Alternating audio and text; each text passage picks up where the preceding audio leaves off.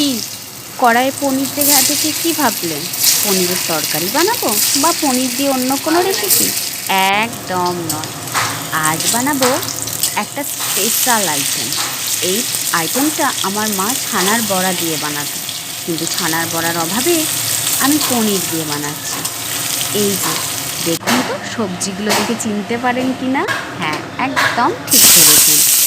আজ বানাবো একটা স্পেশাল শুক্তো। তার জন্য সবজিগুলো একে একে সব ভেজে নেব। প্রথমেই ভাজতে যেটা হবে সেটা হচ্ছে উচ্ছে। উচ্ছে ভাজার পর একে একে বাকি সবজিগুলো ভেজে নেব। এই যে উচ্ছে ভাজার পর কাঁচা কলাগুলো ভাজতে দিলাম।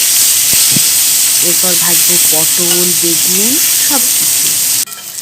এমনিতে আমরা অনেক রকমের শুক্তো খাই। দুধ শুক্তো, সাধারণ বাড়ির যে শুক্তো হয় সেই শুক্তো, তিল শুক্তো, কত রকমের শুক্তো, কত না জেলার, কত না গ্রামের, কত রকমের শুক্তো। কিন্তু এই শুক্তোটা একটু স্পেশাল। এর স্পেশালিটিটা কি? প্রথমেই যেটা দেখিয়েছি ছানার বড়া, তাছাড়াও আরেকটা স্পেশাল জিনিস আছে, দেখাবো আস্তে আস্তে। প্রথমে কড়াইয়ে সর্ষের তেল দিয়ে তার মধ্যে দিলাম 5 ফোড়ন। এরপর দেবো আলুগুলো ভাজবো। বাকি সবজি আগেই ভেজে রেখেছি। আলু দেওয়ার পর এর মধ্যে নুন হলুদ দিয়ে ভালো করে ভেজে নেব। এই যে স্পেশাল জিনিসটা, হ্যাঁ, তাল শাঁস, ইংরেজি যাকে বলে আইস অ্যাপেল। আজকে তাল শাঁস দিয়ে শুক্তো বানাবো, একদম স্পেশাল। তার জন্য এই যে রান্নায় ফিরে এসেছি আবার। আলু ভাজা হয়ে গেলে তার মধ্যে দেব কাঁচা টমেটো, আর এক এক করে দেব বাকি সমস্ত সবজিগুলো। কাঁচা কলা, পটল, বেগুন। আপনার বাড়িতে যদি ডাঁটা থাকে, আমার ডাঁটা ছিল না আজকে, তাই ডাঁটা দিতে পারিনি। এই সব সবজিগুলো, যত সবজি দেবেন তত বেশি টেস্ট হবে, তাই না? সেটাই তো শুক্তোর নিয়ম। সব সবজি দিয়ে ভালো করে নাড়াচাড়া করে ঢেলে দেবো জল। কী ভাবছেন শুক্তো হচ্ছে, মশলাই তো দিলাম না? এ বাবা, এটা কীরম রান্না!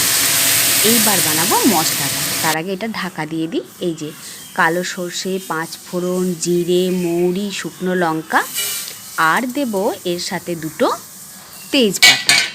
সব কিছু একটা ফ্রাইং প্যানে দিয়ে, শুকনো ফ্রাইং প্যান কিন্তু, তেল কিছু নয়, দিয়ে ভালো করে ভেজে নেব। ভাজা হয়ে গেলে যখন দেখবো সর্ষেগুলো ফটফট করছে, তখন দেব একটু তিল।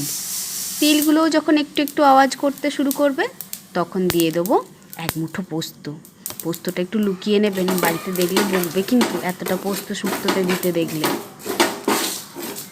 পোস্তগুলো যখন ফটফট করে আওয়াজ করতে শুরু করবে, তখন গ্যাসের ফ্লেমটা বন্ধ করে দিয়ে এই যে শুকনো কাঠখোলায় ভাজা যে মশলাটা, এটাকে বেটে নেব মিক্সিতে। ভালো করে মিহি করে বাটবো। আর মিক্সি না থাকলে শিলে বাটলে কিন্তু স্বাদ বেশি।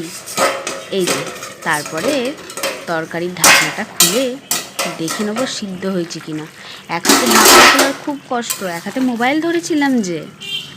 হ্যাঁ, এই যে দেখে নেবো সমস্ত সবজি সেদ্ধ হয়ে গেলে এর উপরে দিয়ে দেব ছানার বড়াগুলো। আমি ছানা পাইনি বলে পনির দিয়েছি, বারবার বলছি, কিন্তু পনির না থাকলে বা পনিরের থেকে ছানার বড়া দিয়ে বেশি টেস্ট হয়। এগুলো দিয়ে দেওয়ার পর এই যে দেখুন কালারটা কত সুন্দর এসছে, দেখেছেন? আমার মোবাইলটা ভালো নয় বলে কালারটা ঠিকঠাক লাগে না ভিডিওর সময়। এই যে এরপরে দেব ভাজা উচ্ছেগুলো। উচ্ছে ভাজা হয়ে গেলে গুঁড়ো করে রাখা ওই যে কাঠখোলায় ভাজা মশলাটা ছিল, ওটা দিয়ে দেব। দেয়া হয়ে গেলে, সমস্ত মশলা দেয়া হয়ে গেলে এরপর দেব 1 চামচ সেই যে শুক্তো স্পেশাল ঘিটা। ঘি না দিলে কি আর শুক্তো ভালো লাগে? আমার এই শুক্তোটাতে আমি কিন্তু চিনি দিইনি, কারণ আমার বাড়িতে অনেকগুলো সুগার পেশেন্ট আছে। আপনারা চাইলে 1 চামচ চিনি দিতে পারেন। আর নুন দেবেন স্বাদ মতো। হলুদ দেওয়ার দরকার নেই, সবজি ভাজার সময় যে হলুদ দিয়েছেন ওতেই কাজ হয়ে যাবে।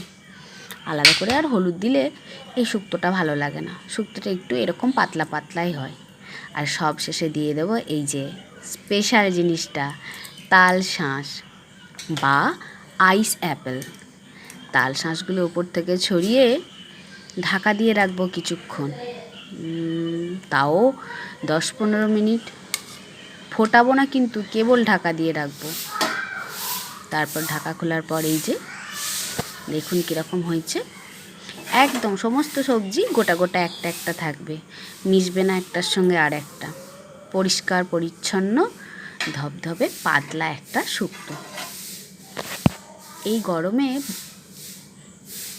এরম একটা শুক্তো শরীর মন সব ঠান্ডা করে দেবে।